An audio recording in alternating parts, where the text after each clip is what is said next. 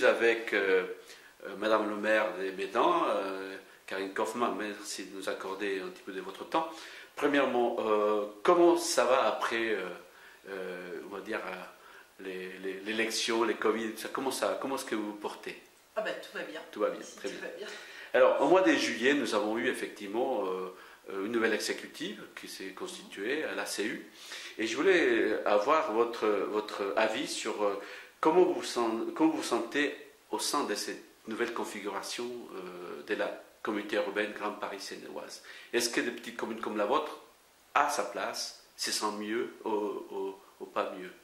Alors mieux, je ne sais pas, en tout cas, la nouvelle gouvernance nous donne l'espoir un espoir qui est fondamental pour nous, qui est d'avancer grandement sur le pacte fiscal. Et donc ça, c'était quand même un sujet problématique avec le grand sujet, pas juste un sujet, le grand sujet problématique avec l'ancienne gouvernance de la communauté urbaine. Donc en ce sens, on verra comment ça se passe, mais pour le moment, on a en tout cas espoir d'arriver à un nouveau pacte fiscal, à un nouvel équilibre pour toutes les communes, et notamment pour les nôtres qui sommes aujourd'hui victimes, entre guillemets, d'un pacte fiscal qui n'est pas convenable. D'accord. Justement, dites-moi, sans s'attarder sur les détails, où on est de ces contentieux entre les 7 communes dont vous faites partie et la CU? Est-ce que vous essayez de trouver une solution ou où on est? Alors on en est à là où on en était quasiment il y a un an, à savoir que donc ces 7 communes ont formé différents recours. Le recours le plus important qui est celui du pacte fiscal qui a été voté en 2016 et un recours que l'on a gagné en première instance et qui est en appel aujourd'hui, puisque la communauté urbaine a fait appel il y a un an. Donc combien de temps ça peut prendre, je ne sais pas, c'est la justice qui a son propre agenda. Néanmoins, là où on a avancé, c'est que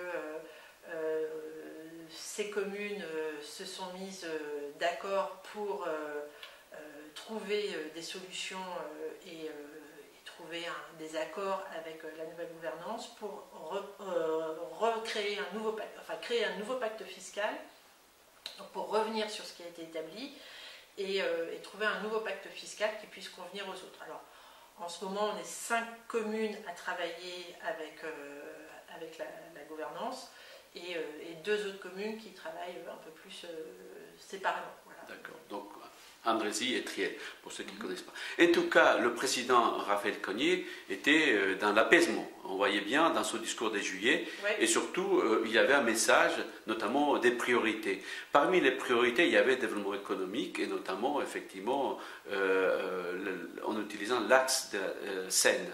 Est-ce que vous pourriez aussi réagir à ce qu'il a dit au mois de juillet? Est-ce que vous êtes confortée, confiante?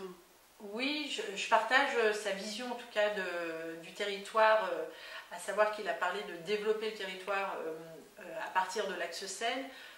Donc il y a le projet EOL qui suit l'axe Seine, hein. Donc il y a ce projet EOL qui est un grand projet qui va amener énormément de bénéfices au territoire.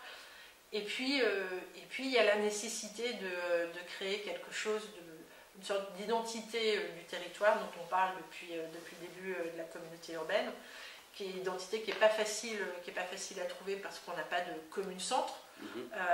Néanmoins, on a cet axe de la Seine auquel on peut tous se référer, auquel on peut tous se greffer. Et bon, alors pour nous, c'est peut-être plus facile parce qu'on est en bord de Seine. Donc c'est peut-être plus évident d'avoir cette vision-là, mais en tout cas c'est une vision du président que je partage totalement. Ouais. Alors le développer, je pense que chacun a son rôle à jouer, qu'il soit plus sur l'industrie, plus sur le développement touristique, plus sur le développement des PME. Voilà, chaque commune a ses particularités. Nous, la nôtre, c'est d'avoir un historique littéraire d'ailleurs fort entre tous les différents écrivains qui sont venus sur la commune, et notamment Zola qui a habité longtemps sur la commune.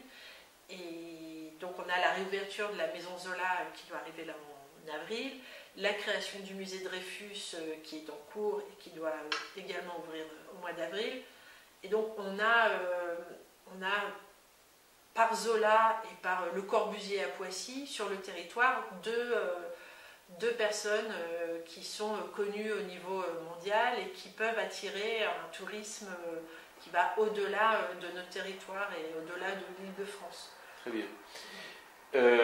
Donc vous êtes confiant, vous avez des projets. Et dites-moi justement, si on s'attarde sur les deux projets que vous avez portés au début de cette mandature pour vous, quels sont les deux projets qui se concrétisent cette action politique de cette mandature-là, celle-ci? Oui. Alors, sur celle-ci, pour l'instant, nous travaillons énormément sur le projet de réhabilitation d'une friche, d'une ruine qu'on a en bord de Seine, dont on a fait l'acquisition grâce à la SAFER il y a maintenant, enfin ça fait 2 ans qu'on travaille sur le sujet et 1 an qu'on travaille avec la SAFER sur ce sujet.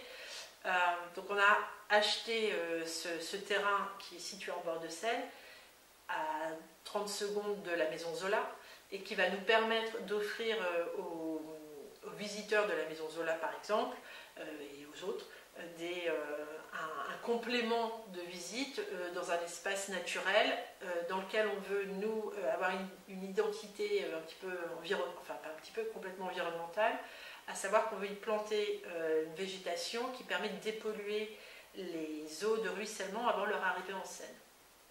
Donc il y a un vœu pieux d'être dans la dépollution de ces eaux de ruissellement et qui est de servir d'une sorte de vitrine qui nous permettra de montrer au reste de la population, que ce soit des entreprises ou des particuliers, qu'on peut faire de la dépollution de manière assez simple et avec les plantes qui vont bien et le tout dans un environnement qui soit beau. Et comment vous avez fait pour vous débrouiller? Parce que c'est un projet quand même qui est conséquent. Est-ce que toute seule vous ne pouvez pas faire? Qui vous a aidé? Alors nous on a eu la volonté, ce qui est déjà pas mal. Et puis bien sûr on n'a pas toutes ces compétences, donc on est aujourd'hui, depuis le début du projet, accompagné par l'agence Ingénierie, qui nous accompagne dans ce projet, mais aussi dans notre projet lié au département des Yvelines, qui est lié au département des Yvelines, qui nous accompagne aussi, qui nous tient la main carrément sur la rénovation de notre église qui est en route et sur tous les projets de construction et de réhabilitation qu'on a pu faire, comme l'école ou ce bâtiment de la mairie. Et puis, on est aussi aidé par, donc il y avait la SAFER, l'agence Ingénierie, et on est aussi aidé maintenant grandement par le SMSO, qui nous accompagne aussi dans ce projet, de par sa compétence Seine et eau de ruissellement par la compétence GEMAPI.